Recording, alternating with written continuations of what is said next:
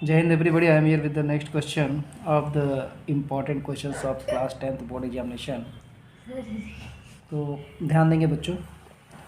लीला है जो triangular cabinet that fits under his staircase. There are four parallel cells हैं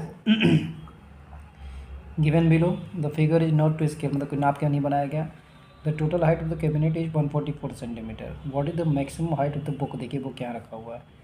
That can stand upright to the bottom most. देखिए इसको करने का सबसे अच्छा तरीका, जहाँ पैरेलल लाइन दी जाए ट्राइंगल में, तो यानी बीपीटी भैया जिंदा हो गए. बीपीटी भैया जिंदा हो गए तो बीपीटी भैया को जिंदा करने के लिए जो पूछता है उसी से मेन मतलब है. मान लीजिए फटाक से मैंने एक रफ डायग्राम बना दिया. मान लीजिए ये ए है, 3 लाइन ऐसे ड्रॉ कर दिए. मान लीजिए बी है, ये सी है, ये डी है, ये ई है, ये पी है, ये क्यू है, ये आर है, ये एस है. अब देखिए यहाँ से यहाँ तक वाई दिया हुआ है, ये 2y दिया, ये 2y दिया है और 3y दिया है. मैं बार बार बोलता हूँ आपको ऑप्शनल क्वेश्चन में कलाकारी दिखाने की कोई ज़रूरत नहीं है, फटाफट करना है. Maximum height of the book बोला, बुक देखिए इस शेल्फ में है, तो आपको क्या करना है, ये पूरा ए अपॉन नीचे डी, यही निकालना है आपको.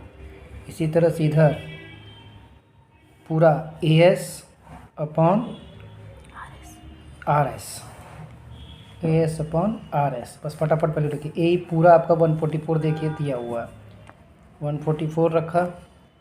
डी आपको निकालना है ए एस यानी पूरा, देखिए बुक में देखिए Y 2y 3 2 5 3 8y. R S कितना आ गया लास्ट वाला, that is 3y. Y Y cut गया. अब क्या करेंगे, डी उधर जाएगा, 144 इंटू 3 बराबर डी 8 इधर आ गया. 8 से काटेंगे 18 बाहर में आ गया 54 सेंटीमीटर. लग गया क्वेश्चन. तो आपको बहुत ज़्यादा कलाकारी दिखाने की ज़रूरत नहीं है, फटाफट दिमाग लगाना है. अब आइए क्वेश्चन नंबर 9 में क्या कह रहा है. In the figure below triangle P X Y, क्या है, P X Y is formed using 3 tangents to a circle. Circle पे 3 टेंजेंट है, एक्स ए है, एक्स एम है. तो यहाँ देखिए 3 टेंजेंट है, एक ये पी ए टेंजेंट है, एक पी बी टेंजेंट है और एक ये टेंजेंट है. फिर क्या कह रहा है देखिए थ्योरम होता है आपके आर एस अग्रवाल की बुक में भी दिया हुआ है, और ये भी जान लीजिए कि अगर इस तरह से ट्राइंगल बनता है तो ट्राइंगल का पेरीमीटर जो होता है उसके एक टेंजेंट के लेंथ के इक्वल होता है. ध्यान देखिए क्या कर रहा है. Based on the construction of the sum of the tangents P A and P B is the perimeter of triangle P X Y.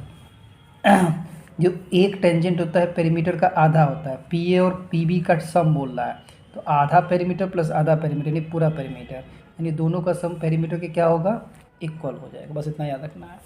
याद रखिएगा एक टेंजेंट यानी पी ए जो होगा पूरे ट्राइंगल के पेरीमीटर का आधा होगा, पी ए भी आधा है, पी बी भी आधा है, दोनों को मिला के क्या हो जाएगा, दोनों उसके ट्राइंगल के पेरीमीटर के बराबर हो जाएगा. क्लियर हो गया. बस इसमें इतना याद रखना है. अब आइए इस क्वेश्चन पे, question number 10. Here is a circle with centre O. Circle का सेंटर ओ दिया हुआ है. Manu wants to draw a tangent R S to the circle. कोई आगे से एक टेंजेंट ड्रॉ करना चाहता है. What is the number of points of the R S will meet the गे. टेंजेंट यानी एक पॉइंट, सोचना ही नहीं है, क्वेश्चन तो ऐसे ही खत्म हो गया. टेंजेंट सर्कल को एक पॉइंट से ज़्यादा कभी भी टच नहीं कर सकता, तो इसका आंसर एक आ गया. ये क्वेश्चन यही ख़त्म हो गया. क्वेश्चन नंबर 11 की बात करते हैं. क्वेश्चन नंबर 11 कह रहा है, ध्यान से देखिएगा. क्वेश्चन नंबर 11 कह रहा है कि cos y इक्वल टू 0 दिया है, cos y 0 दिया है, और हमसे पूछा है 1/2 cos y बाई 2. देखिए बस 1/2 cos y by 2, cos y 0. cos में किसकी वैल्यू 0 होती है आपको पता होना चाहिए. cos 90 की वैल्यू 0 होती है, यानी y की वैल्यू कितनी आ गई, 90 आ गई. अब इसमें वैल्यू रख दीजिए, 1/2 cos 90 बाई 2 यानी cos 45 हो गया. और cos 45 की वैल्यू होती है 1/√2 यानी 1/2√2. ऑप्शन देख सकते हैं आप कौन सा सही है. क्लियर हो रही बात. अब आते हैं क्वेश्चन नंबर 12. देखिए बहुत ज़्यादा आपको दिमाग लगाने की ज़रूरत नहीं है. 1 नंबर के क्वेश्चन पे। आपको बस आपकी स्पीड अच्छी होनी चाहिए, मैं बार बार बोल रहा हूँ। कह रहा है ABC is an isosceles right triangle और कह रहा है B पे 90 डिग्री है। ठीक, what is the value of 2 sine A. Sine A जो एंगल लेते हैं उसके सामने परपेंडिकुलर होता है, उसके सामने परपेंडिकुलर होता है। Sign A into cos A बोला है, बस ध्यान से देखते चलिए। साइन ए और ये बोला है आइसोसेलेस है। आइसोसेलेस का मतलब कि ये और ये साइड इक्वल है। आइसोसेलेस अगर राइट एंगल ट्राइंगल है यानी ये 45 डिग्री है, ये भी 45 डिग्री है। 2 साइन ए यानी साइन 45, हाँ। कॉस भी 45 और दोनों की वैल्यू आपको पता है।